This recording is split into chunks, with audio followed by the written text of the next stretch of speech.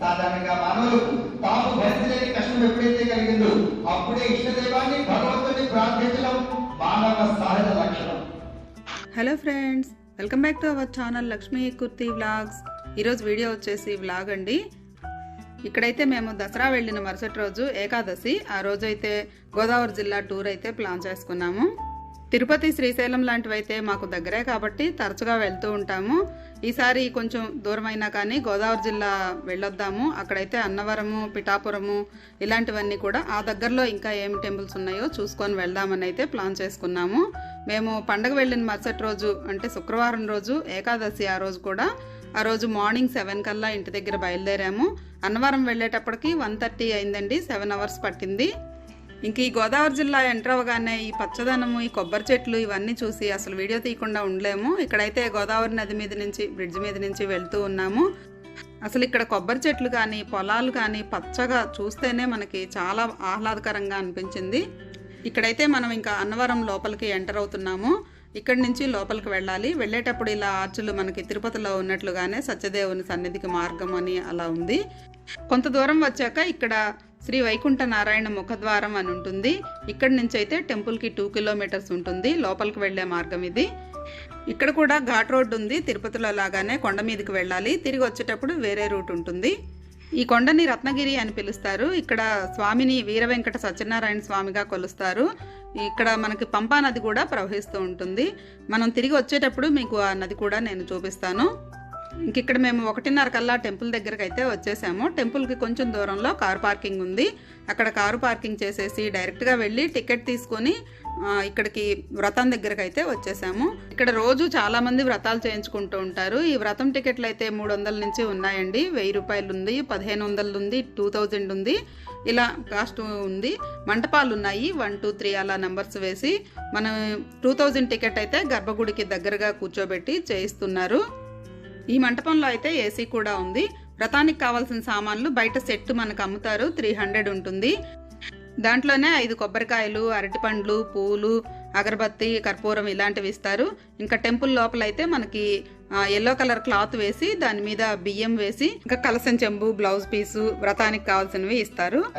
సాధారణంగా మానవులకు తాము భరించలేని కష్టం ఎప్పుడైతే కలిగిందో అప్పుడే ఇష్టదైవాన్ని భగవంతుని ప్రార్థించడం మానవ సహజ లక్షణం.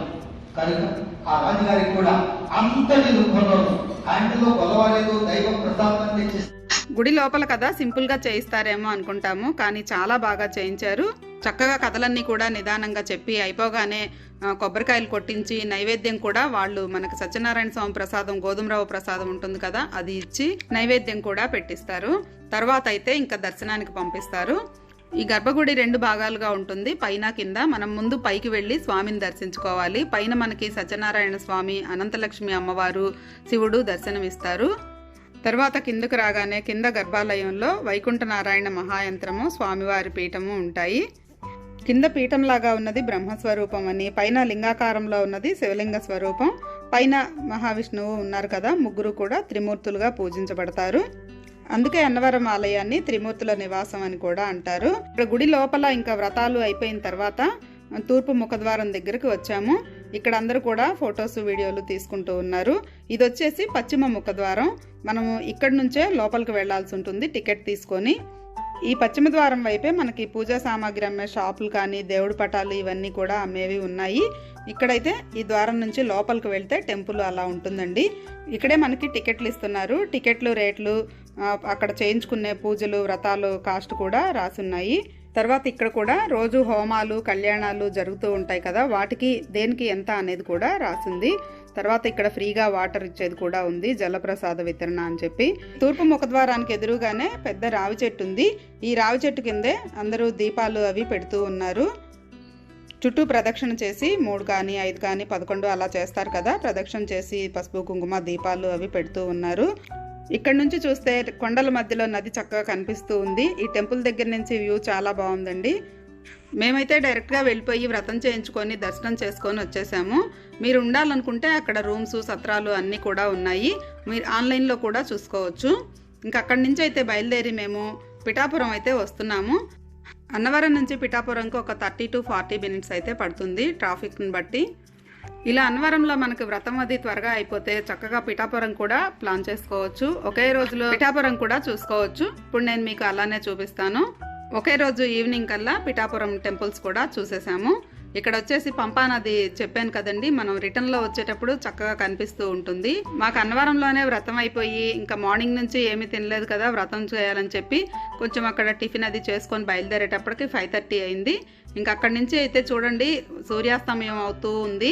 ఒక సైడ్ అయితే చంద్రుడు కూడా కనిపిస్తున్నాడు. ఇదిగో చూడండి, గ్లాసులో నుంచే నేను తీశాను. సూర్యాస్తమయం చంద్రోదయం ఒకేసారి కనిపిస్తూ ఉన్నాయి కదా, చాలా బాగుంది వెదర్ అయితే చూడటానికి. ఇంక ఇక్కడైతే పిఠాపురంలో ఎంటర్ అయ్యాము. ఫస్ట్ ఇలా ఆర్చ్ ఉంటుంది. ఇక్కడ టెంపుల్ ఎదురుగానే ఈ విధంగా షాపులన్నీ ఉన్నాయి, మనకేం కావాలన్నా కానీ తీసుకోవచ్చు. ఇక్కడ టెంపుల్ లోపలికైతే మేము వెళ్తున్నాము. ఇక్కడ కుక్కుటేశ్వర స్వామి వారి దేవస్థానము, శ్రీపాద వల్లభ, పురుహూతిక అమ్మవారి దేవస్థానం అన్నీ కూడా ఒకే చోట ఉంటాయి. ఇక్కడ మనకి లోపలికి వెళ్ళగానే శివాలయం ఉంటుంది. శివాలయం వెనక కోనేరు ఉంటుంది.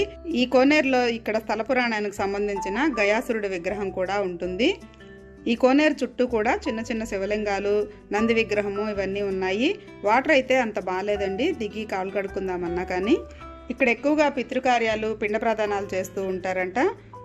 త్రిగయ క్షేత్రాలు ఉంటాయి కదా, శిరోగయ, నాభిగయ, పాదగయ అని.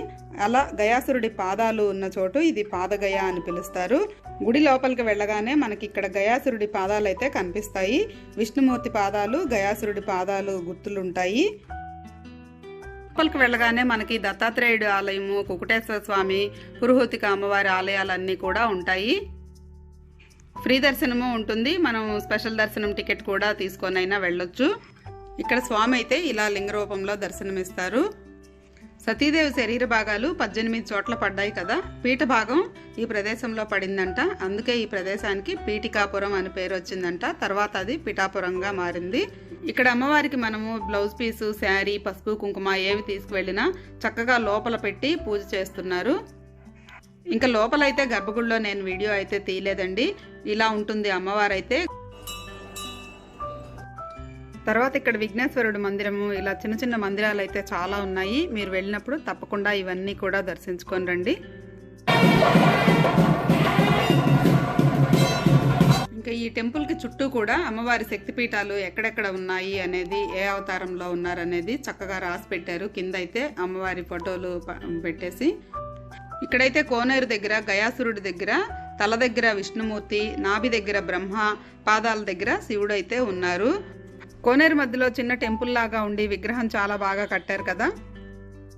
తర్వాత ఇక్కడి నుంచి అయితే 1 కిలోమీటర్ దూరంలో శ్రీపాద శ్రీవల్లభ సంస్థానాన్ని దత్తాత్రేయుడు జన్మస్థలం ఉంటుంది.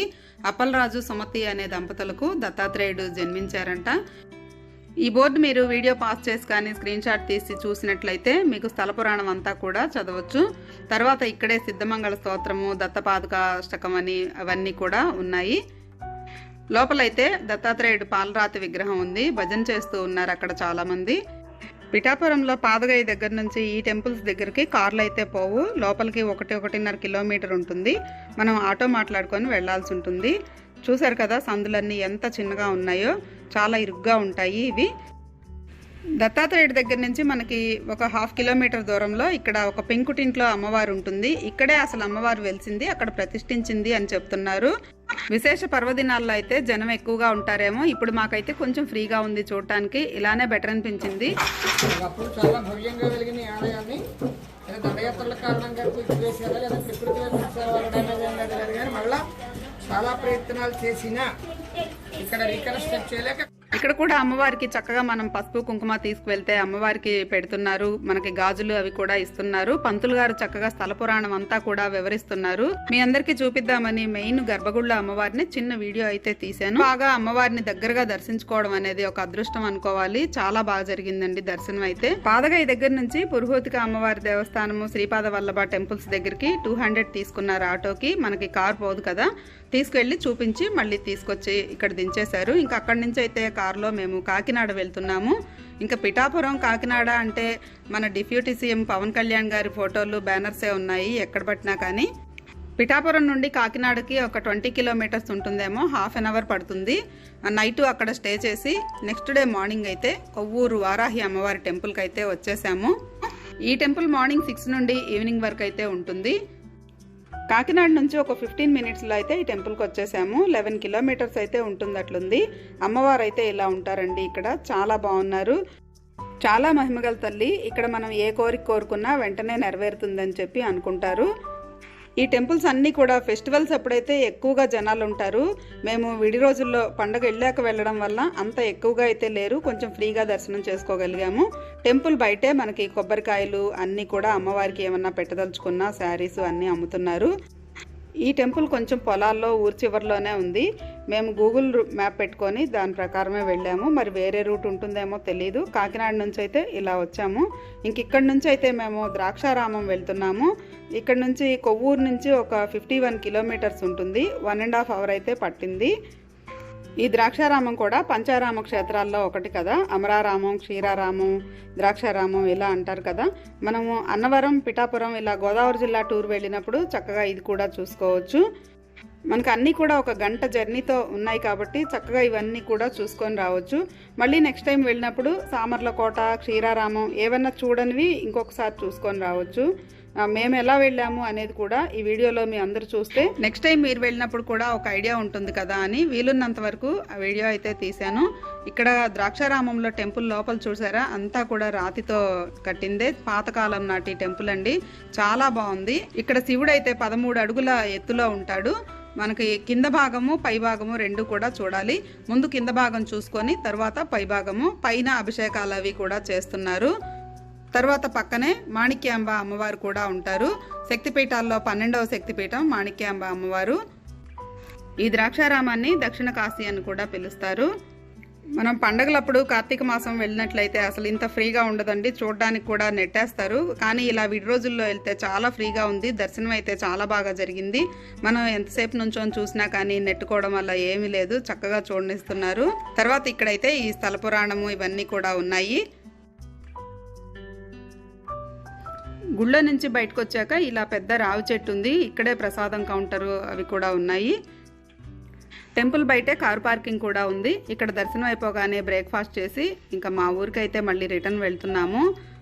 మొత్తానికి ఒక్క రోజులోనే అన్నవరము, పిఠాపురము ఇవన్నీ కూడా చూసాము.